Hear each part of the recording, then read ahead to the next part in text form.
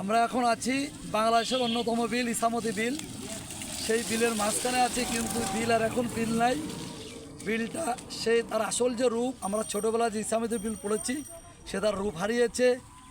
এখানে ঘের বাড়িঘরদোর হয়ে অনেকটা সেই বিলটা ছোট হয়ে গেছে। সেই বড় বিলটা এখন বিখ্যাত বিল আর নাই। তারপরে আমরা চলে আসলাম এই ইসামতি বিলের মাগুরা অংশে। এটি মোহাম্মদপুর থানা।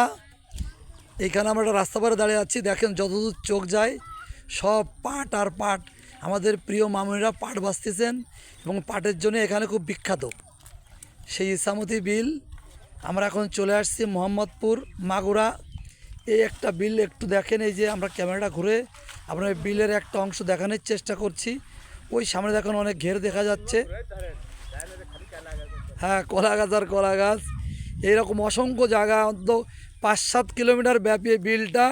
আমরা নড়াইল থেকে আসলাম। নড়াইল থেকে আমরা যখন বিলের মধ্যে ঢুকেছি তখন সেখান থেকে আমরা প্রায় 4 কিলোমিটার চলে আসছি মাগুরার ভিতর। এটা মোহাম্মদপুর। এখানে আমার প্রিয় কৃষক ভাইয়েরা এবং আমাদের মামুনিরা পাট বাঁচতেছেন।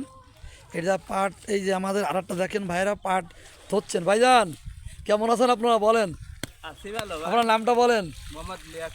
লেয়া করে জায়গাটার নাম কি? নারায়ণ বেজড়া। কোন থানা এটা? নোহাটা ইউনিয়ন, মোহাম্মদপুর থানা, তাই তো? মাগুরা জেলা, তাই তো? তা বিলটা আপনার ছোটবেলা কিরকম দেখেছেন এটা? বিল এখন তো বাড়ি ঘর, আগে রাস্তা মাস্তা ছিল না, বাড়ি ছিল না। হ্যাঁ, তারপরে এখন বিল হয়ে গেছে খালি খালি বাড়ি ঘর ধরে। সেই বিলটা সেরকম বিলটা এখন আর নাই। আমরা তো আগেও 5-7 বছর আগে আসছিলাম, তখন অনেক বড় বিল দেখেছিলাম, তাই না? এই যে সেই এটা কোথায় ভাই? পদ্ম কোথায় পড়ে? পদ্ম ফোটে না, দাদা ভাই, ঘেরে সব ইয়ে গেছে, তাই তো? আর এখানে পাট তো প্রচুর পাট হয় দেখতেছি। এই রাস্তা তো পুরো আমরা অনেক দূরে আসলাম, যতদূর চোখ যায় শুধু পাট আর পাট। পাট ধরছে, বাঁচতেছে, এরকম অবস্থা, তাই তো? আমরা একটু এই কাকিমার সাথে কথা বলার চেষ্টা করি। কেমন আছেন আপনি?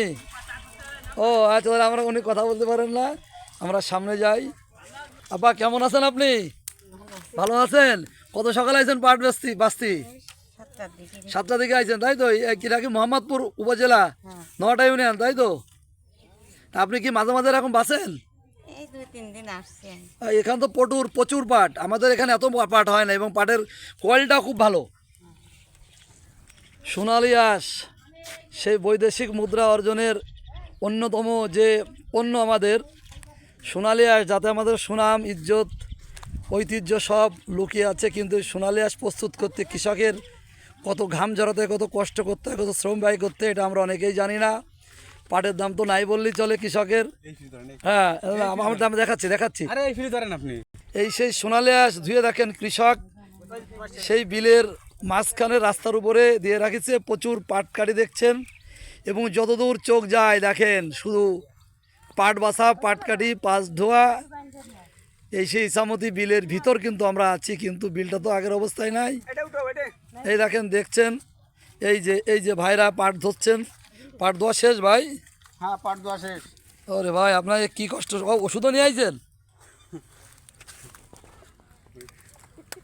পাটকাঠি দেখেন, এই দেখেন যতদূর চোখ যায় একই অবস্থা।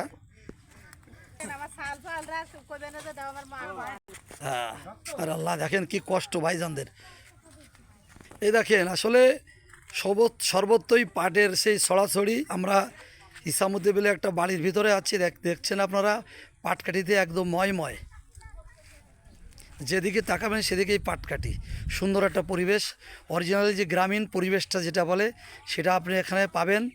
এবং এখানে নারীরা বিশেষ করে প্রচুর পরিশ্রমী। আমরা যতদূর গিয়েছি নারীরা প্রচুর আকারে পাট বাঁচতেছে এবং তারা খুব কষ্ট করেই কাজটা করে।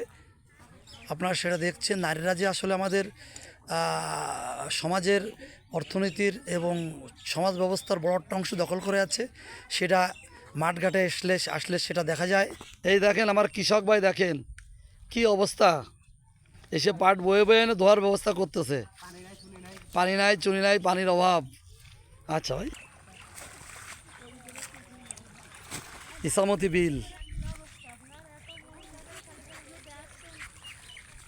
আরে বাই কইরে খাইয়া দিছে তা তোমাকে রাখতে দিছে।